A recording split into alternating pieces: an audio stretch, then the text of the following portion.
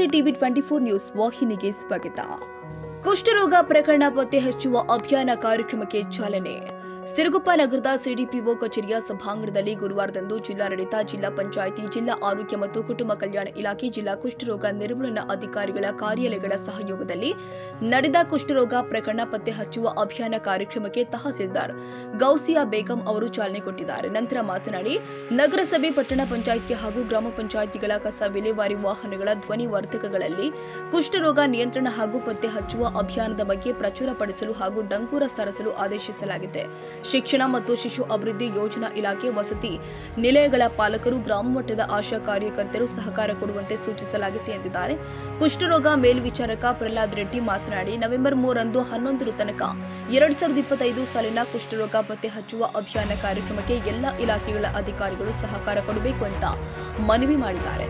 ಕುಷ್ಠರೋಗದ ಲಕ್ಷಣಗಳು ಆದ ತಿಳಿ ಬಿಳಿ ತಾಮ್ರ ವರ್ಣದ ಮಚ್ಚೆಗಳು, ಸ್ಪರ್ಶ ಜ್ಞಾನವಿಲ್ಲದ ಮಚ್ಚೆಗಳು, ಸಿಂಹದಂತಹ ಮುಖವುಳ್ಳ ಮತ್ತು ಮೂಗಿನ ಮೇಲೆ, ಕಿವಿಯ ಮೇಲಿನ ಗಂಟುಗಳು ಇವೆಲ್ಲ ಕುಷ್ಠರೋಗದ ಲಕ್ಷಣಗಳಾಗಿದೆ. ಪ್ರಾರಂಭಿಕ ಹಂತದಲ್ಲಿ ಕಂಡುಹಿಡಿದಲ್ಲಿ ಮುಂದಾಗಬಹುದಾದ ಅಂಗವೈಕಲ್ಯ ಇನ್ನಿತರ ತೊಂದರೆಯನ್ನು ನಿವಾರಿಸಬಹುದಾಗಿದ್ದು, ಸರ್ಕಾರಿ ಆಸ್ಪತ್ರೆಯಲ್ಲಿ ಉಚಿತ ಚಿಕಿತ್ಸೆ ಸೌಲಭ್ಯ ಇರುತ್ತೆ ಅಂತ ಕ್ಷೇತ್ರದ ಆರೋಗ್ಯ ಶಿಕ್ಷಣಾಧಿಕಾರಿ ಮೊಹಮ್ಮದ್ ಕಾಸಿಂ ತಿಳಿಸಿದ್ದಾರೆ. ಯಾಕಂದರೆ ಡಿಒ ತುಂಬ ಮುಖ್ಯವಾಗಿದ್ದಾರೆ ಮತ್ತು ಸಿಡಿಪಿಒ ತುಂಬ ಮುಖ್ಯವಾಗಿದ್ದಾರೆ. ಇದರ ಜೊತೆಗೆ ನಗರಸಭೆಯ ಒಂದು ಕಾರ್ಪೊರೇಷನ್ ಕಮಿಷನರ್ ಮತ್ತು ಐಡಿಒಸ್, ಹಳ್ಳಿ ಮಟ್ಟದಲ್ಲಿ ಡಿಒಸ್ಗಳು ಅವೇರ್ನೆಸ್ ಮೂಡಿಸೋದು ತುಂಬ ಅವಶ್ಯಕತೆ ಆಗಿದೆ. ಯಾಕೆಂದರೆ ಆಶಾ ಕಾರ್ಯಕರ್ತರು ಅಷ್ಟೇ ಹೋಗಿ ಅಲ್ಲಿ ಈ ಥರ ಒಂದು ತಪಾಸಣೆ ಮಾಡುವಾಗ ಅಥವಾ ಇದು ಹೊರಗೆ ಈ ಥರ ತಪಾಸಣೆ ಮಾಡುವಾಗ ಏನು ಮಾಡ್ತೇವೆ, ಕೆಲವೊಂದು ಕಡೆ ನಿರಾಕರಣೆ ಬರುವ ಒಂದು ಸಂಗತಿ ಇರ್ತವೆ. ಇಂಥದ್ರಲ್ಲಿ ನಾವು ಬೇರೆ ಬೇರೆ ಇಲಾಖೆಯವರು ಎಲ್ಲರೂ ಸೇರಿ ಅವರನ್ನು ಸಹಕಾರ ಮಾಡಿದಾಗ ಸಮೀಕ್ಷೆ ಸ್ಟಾರ್ಟ್ ಆಗ್ತಾ ಇದೆ. 3ನೇ ತಾರೀಕಿನಿಂದ 19ನೇ ತಾರೀಕಿನವರೆಗೆ ಆ ಒಂದು ನಾವು ನಮ್ಮ ಸಬಾರ್ಡಿನೇಟ್ ಆಫೀಸರ್ಸ್ಗಳಿಗೆ ಎಲ್ಲರಿಗೂ ಹೇಳಿದಾಗ ಅವರು ಹಳ್ಳಿಗಳಲ್ಲೇ ಇರ್ತಾರೆ, ಇವರಿಗೆ ಸಹಕಾರನೂ ಕೊಡ್ತಾರೆ. ಅವ್ರಿಗೆ ಸಹಕಾರ ಕೊಳ್ಳಾರ್ದೇ ಅವರು ಹೋಗ್ತಿದ್ರೆ ಪೋಲಿಯೋಗೆ ಬಂದಿದ್ದಾರೋ, ಎದಕ್ಕೆ ಬಂದಿದ್ದಾರೆ, ಏನು ಬಂದಿದ್ದಾರೆ. ಸಿಡಿಪಿಒ ಇಲಾಖೆಗೆ ಸೇರಿದ ಅಂಗನವಾಡಿ ಶಾಲೆಗಳಲ್ಲಿ ಮತ್ತು ಅಂಗನವಾಡಿ ಬರ್ತಕ್ಕಂಥ ಮಕ್ಕಳು ಸಹಿತ ನಾವು ತಪಾಸಣೆ ಮಾಡಬೇಕಾಗಿದೆ.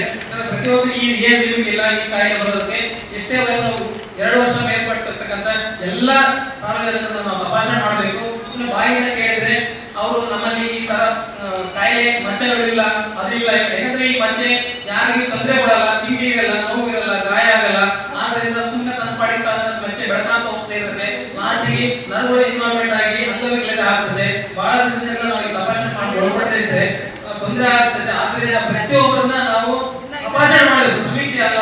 ಆದ್ರಿಂದ ನಾವು ಇದನ್ನೆಲ್ಲ ನಾವು ಆಶಾ ಕಾರ್ಯಕರ್ತರ ತಂಡಗಳಿಗೆಲ್ಲ ನಾವು ಈಗಾಗಲೇ ತರಬೇತಿ ಕೊಟ್ಟಿದ್ದೀವಿ. 3ನೇ ತಾರೀಕಿಂದ ಈ ಕಾರ್ಯಕ್ರಮ ಪ್ರಾರಂಭವಾಗ್ತಿದೆ. ಅದಕ್ಕೋಸ್ಕರ ಈ ಕಾರ್ಯಕ್ರಮದಲ್ಲಿ ಎಲ್ಲ ಇಲಾಖೆ ಸಹಕಾರ ಕೇಳ್ತಾ ಇದ್ದೀವಿ.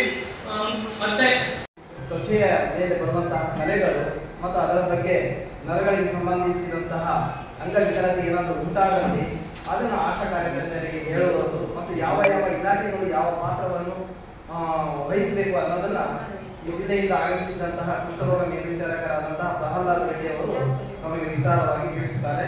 ಅದರ ನಂತರ ಭಿತ್ತಿ ಪತ್ರಗಳನ್ನು ಪ್ರದರ್ಶಿಸುವುದರ ಮೂಲಕ, ಉದ್ಘಾಟಿಸುವುದರ ಮೂಲಕ ಕಾರ್ಯಕ್ರಮಕ್ಕೆ ಚಾಲನೆ ಕೊಡಬೇಕೆಂದು ನಮ್ಮ ಹಿರಿಯ ಅಧಿಕಾರಿ ಶ್ರೇಣಿ ವರ್ಗದವರಲ್ಲಿ ಕೋರುತ್ತೇವೆ. ದೈಹಿಕವಾಗಿ ಸಂಪರ್ಕಕ್ಕೆ ಬಂದಾಗ ಈ ಮತ್ತೊಬ್ಬರಿಗೆ ಹರಡುವ ಒಂದು ಸಾಧ್ಯತೆ ಇರ್ತದೆ.